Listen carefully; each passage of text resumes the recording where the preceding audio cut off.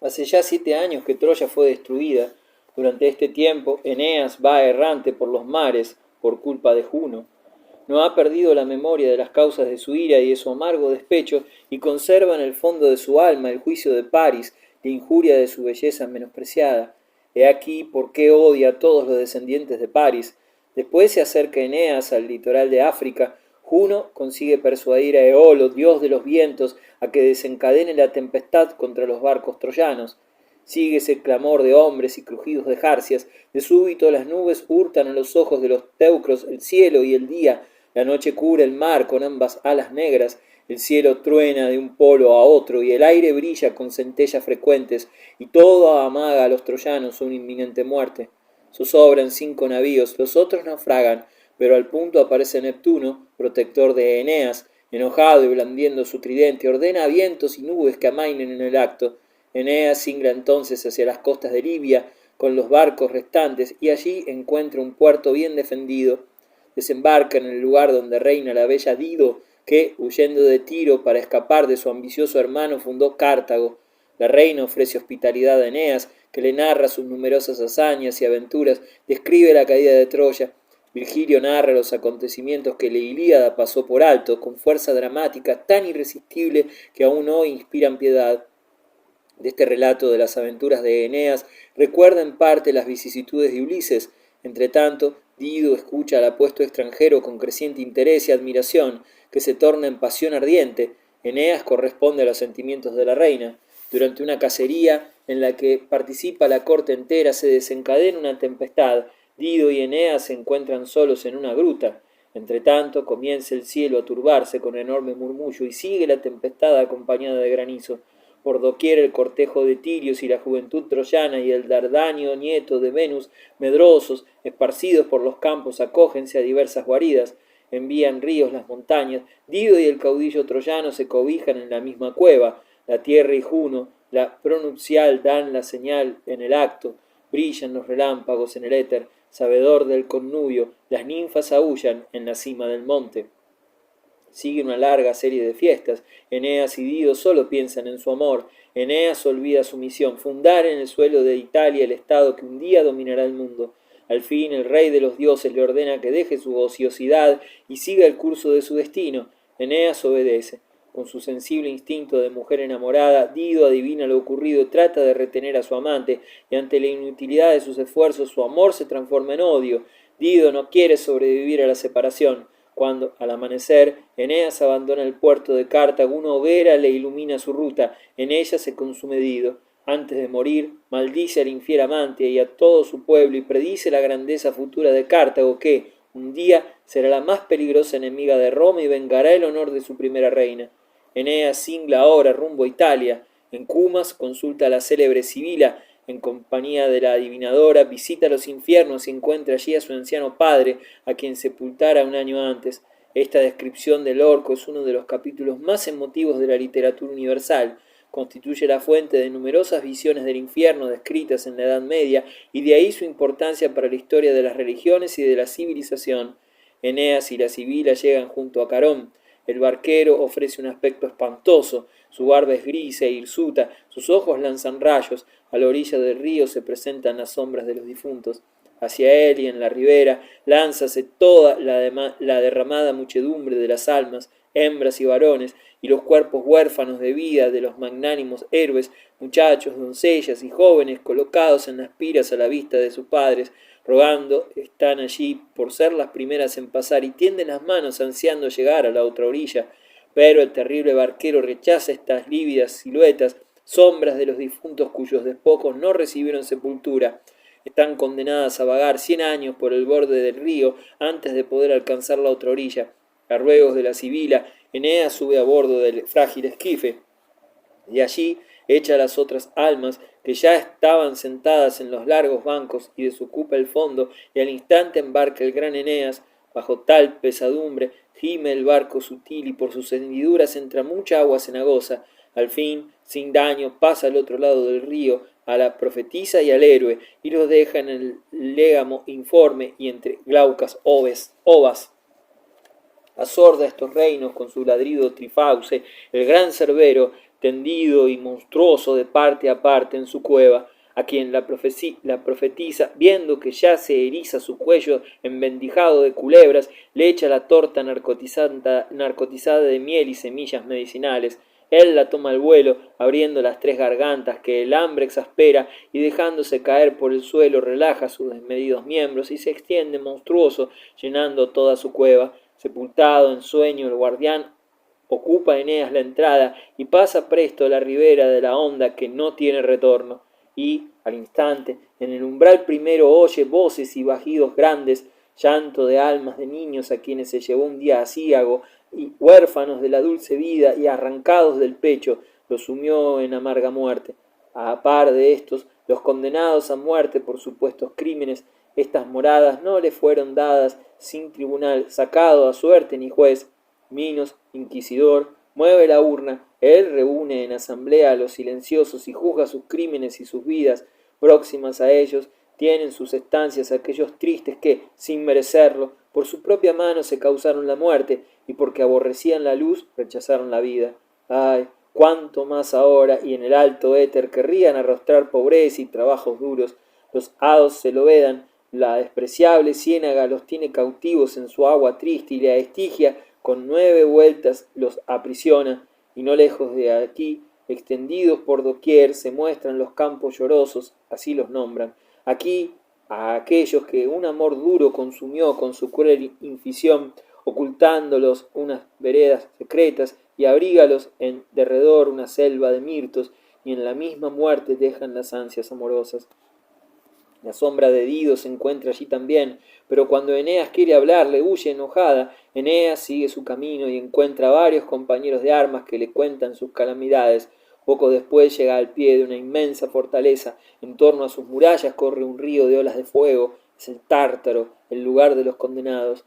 Y allí se oyen salir gemidos, horribles latigazos, luego el ruido estridente de hierro y arrastre de cadenas. Encerrados aquí esperan su castigo aquellos que en vida aborrecieron a sus hermanos, los que a su padre hirieron o causaron fraude a su cliente, los que se tendieron sobre amontonadas riquezas sin dar parte de ellas al prójimo.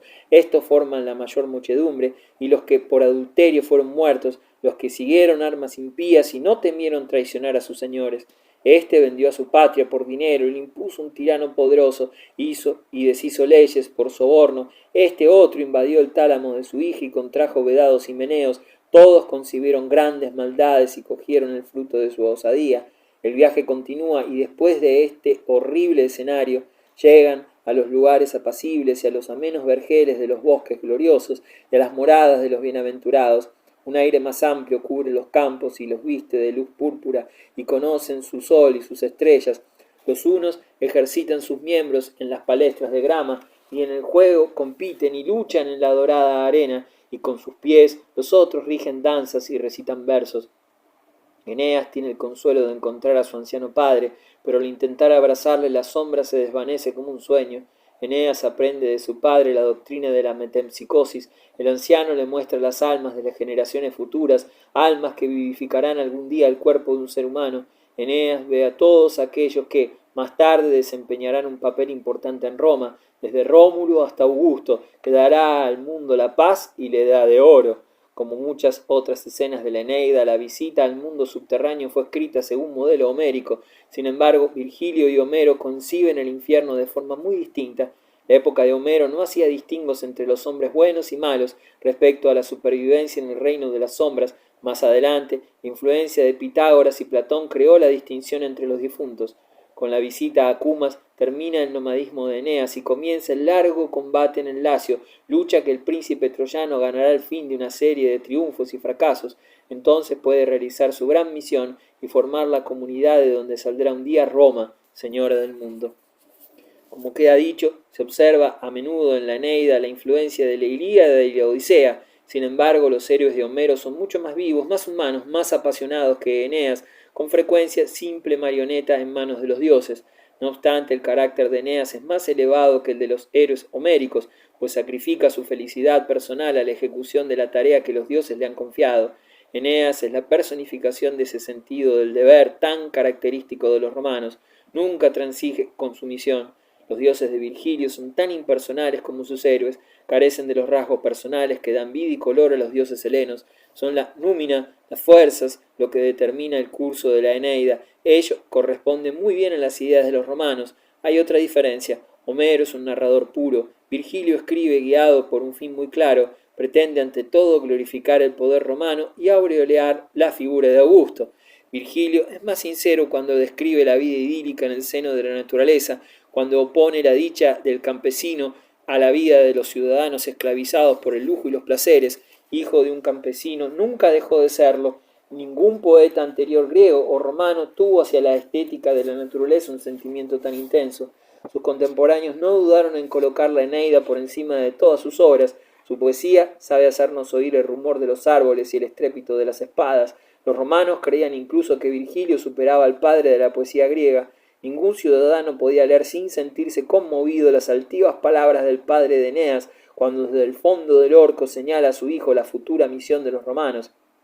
Virgilio trabajó 11 años en la Eneida y creía necesitar 3 años más para terminar su epopeya, pero no pudo disfrutarlos. La muerte puso fin a su obra, apenas cumplidos los 50 años de edad.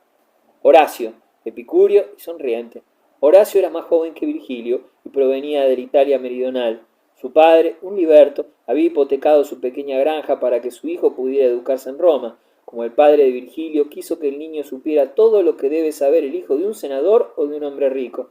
Horacio fue un maestro en la sátira, cantaba las verdades con la sonrisa en los labios. Su benévolo humor y sosegada ironía se caracterizan por su imparcialidad. Se burla tanto de sus propios defectos como de los ajenos. Ironiza su afición a la mesa y su temperamento gustoso de los placeres. Se burla también de otras debilidades suyas con la misma sonriente sinceridad. Horacio no servía para soldado. Solo una vez se halló en combate, en Filipos. Mandaba un batallón en el ejército de Bruto. Horacio no se portó como un héroe precisamente, y más tarde tuvo la humorada de contar este episodio poco halagador y de burlarse él mismo de su pánico. Confiesa que arrojó su escudo por ir más deprisa cuando vio que las cosas no iban bien. El vencedor lo perdonó y Horacio se apresuró a agradecérselo. Horacio fue un hombre feliz. Era pequeño y gordo. Él mismo se describía como un cerdo bien alimentado de la piara de Epicuro. Gozaba sobre todo en su finca de las cercanías del Tigoli, regalo de Mecenas. Cuando hacía mucho calor, se refugiaba en Roma. Allí escribió la mayoría de sus últimas obras. Augusto lo apreciaba mucho. El poeta era bondadoso, sin malicia, apacible e inteligente. Además, sus opiniones coincidían en muchos puntos con la política imperial. Se acusaba a Augusto de haber despojado a los romanos de su libertad. Si ahora se permitían organizar la vida a su gusto, en paz y libres, los ciudadanos políticos a Augusto lo debían. Augusto se propuso nombrar a Horacio su secretario particular, pero el poeta prefería vivir como mejor le pareciese. Augusto lo comprendió y no se molestó por la negativa del poeta. Así pudo consagrarse por entero a su obra y, siguiendo la escuela lesbia, cantar las continuas metamorfosis de la naturaleza, exaltar las virtudes del vino, tomado con moderación, tratar sobre el amor y la amistad, dedicar elogios a Augusto, bienhechor suyo y de Roma, y por último, satirizar las debilidades humanas.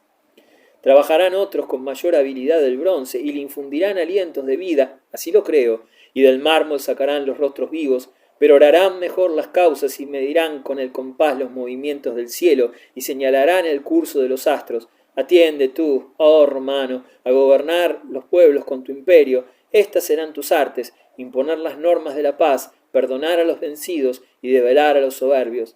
He aquí uno de sus más encantadores poemas sobre el amor. Me huyes, Cloe, semejante al cervatillo que por desviados montes busca a su madre, atemorizada, no sin vano miedo de las auras y del manso susurro de las hojas. Tiembla tu pecho y tiemblan tus rodillas y la llegada de la primavera roza las hojas móviles o los verdes lagartos remueven los zarzales. Y no obstante, yo no te persigo cual fiero tigre o león getúlico para despedazarte. Deja por fin a tu madre, ya estás en sazón para un marido.